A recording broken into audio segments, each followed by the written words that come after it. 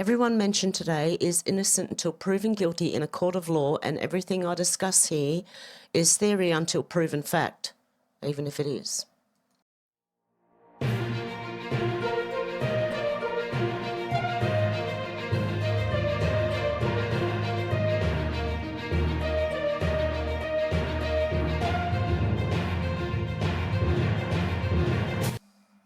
Hey guys, how you going? Okay, we're going to read 2 stories from the Gateway Pundit today.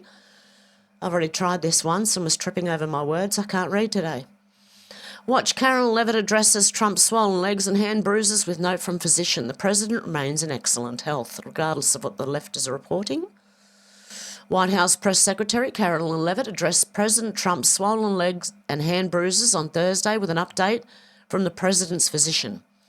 The president remains in excellent health, which I think all of you witness on a daily basis here, she told reporters. He's always working. In recent days, it was noticed that the president had bruising and other markings on the back of his hand and swollen ankles. This led to a mass speculation, especially from the left, that President Trump was suffering from an edema and a life-threatening heart condition. And this is one of them. And they're relying on Grok to analyse. Oh, come on, man. He's old. I mean, this happens. Levitt immediately addressed the speculation, notifying the press that the president was thoroughly evaluated by the White House medical unit and they found nothing out of the ordinary. An echocardiogram was also performed and confirmed normal cardiac structure and function. No signs of heart failure, renal impairment or systemic illness were identified, she said, of the president's swollen legs. She said the president has chronic venous insufficiency, a common condition particularly in individuals over the age of 70. The hand bruises were explained as a well-known and benign side effect of aspirin therapy, which the president does as part of a standard cardiovascular prevention regime. And I can tell you right now, if you get put on aspirin, you will bruise at the slightest bump. It won't even be impactful bump, to you. You'll just brush something on the way past. Next thing you know, you've got a massive bruise. You're going, where'd that come from? This is nothing like Joe Biden's serious medical condition, despite what the mainstream media tries to make of it. Levitt said, I know that many in the media have been speculating about bruising on the president's hand and also swelling in the president's leg. So in the effort of transparency, the president wanted me to share a note from his physician with all of you today. In recent weeks, President Trump noted mild swelling in his lower legs in keeping with routine medical care, and out of an abundance of caution, this concern was thoroughly evaluated by the White House medical unit. The president underwent a comprehensive examination, including diagnostic vascular studies. Bilateral lower extremity venous Doppler ultrasounds were performed and revealed chronic venous insufficiency, a common condition particularly in individuals over the age of 70. Importantly, there was no evidence of deep vein thrombosis or arterial disease. Laboratory testing, including complete blood count, comprehensive metabolic panel, coagulation profile, D-dimer, B-type, natriuretic peptide, I wish Timo was here, and cardiac biomarkers. All results were within normal limits. An echocardiogram was also performed and confirmed normal cardiac structure and function. No signs of heart failure, renal impairment, or systemic illness were identified. Additionally, recent photos of the president have shown minor bruising on the back of his hand.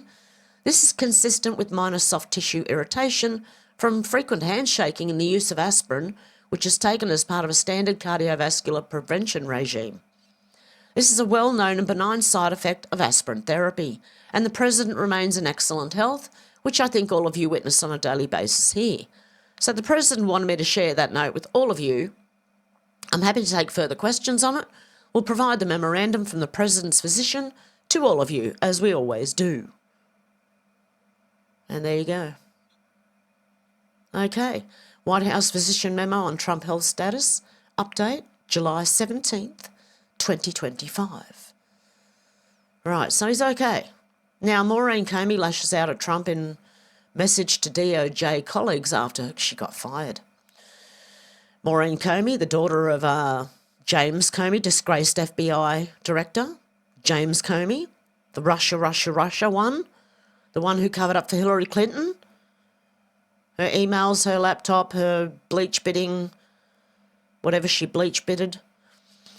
Maureen Comey lashed out at Trump in a message to colleagues after she was fired. By the way, Maureen Comey has looked after Ghislaine Maxwell's trial, Epstein's trial and Diddy's trial, if you're wondering why Diddy got off.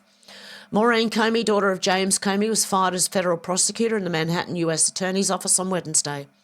There was no specific reason given for her firing from the US Attorney's Office in the Southern District of New York, according to one of the people who spoke to the AP on the condition of anonymity to discuss personnel matters.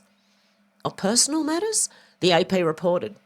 Maureen Comey didn't call out Trump by name, but she attacked the president and his administration in a message after being fired. Fear is the tool of a tyrant wielded to suppress independent thought, Maureen Comey wrote in a message to colleagues.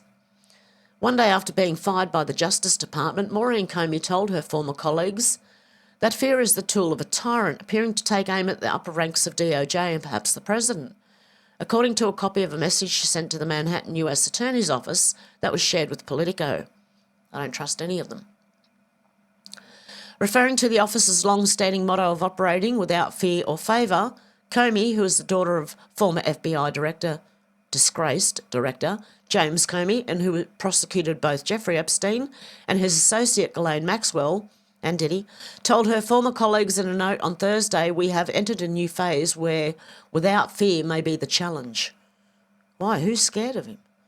If a career prosecutor can be fired without a reason, fear may seep into the decision of those who remain. Do not let that happen, she wrote. Fear is the tool of a tyrant, wielded to suppress independent thought. Instead of fear, let this moment fuel the fire that already burns at the heart of this place, a fire of righteous indignation at abuses of power. She's one to talk. Of commitment to seek justice for victims. Of dedication to truth above all else. Oh, you're full of yourself, aren't you? Recall that Maureen Comey filed the key court declarations to keep the Epstein files from being released under FOIA. There you go.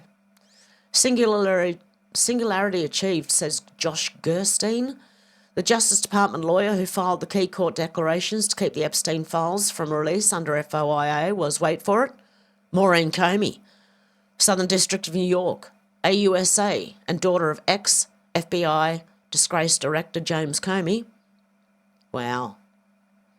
Maureen Comey was the prosecutor in the 2019 Epstein case, the Ghislaine Maxwell case, and the Diddy case.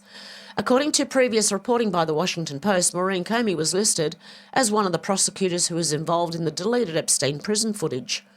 Prosecutors in the SDNY rallied around Maureen Comey and escorted her out of the office on Wednesday evening. Another disgraced person. Yeah, we know she's been fired as a federal prosecutor, so she should be. Okay. There you go. So she did Jeffrey Epstein's 2019 trial. She did Ghislaine Maxwell's trial, and she did Diddy's trial, and Diddy just, I think he's going to get off. He's walking. Anyway, guys, you can let me know what you think about all this down below, and I shall be back tomorrow. Okay, guys, have a good one. Bye.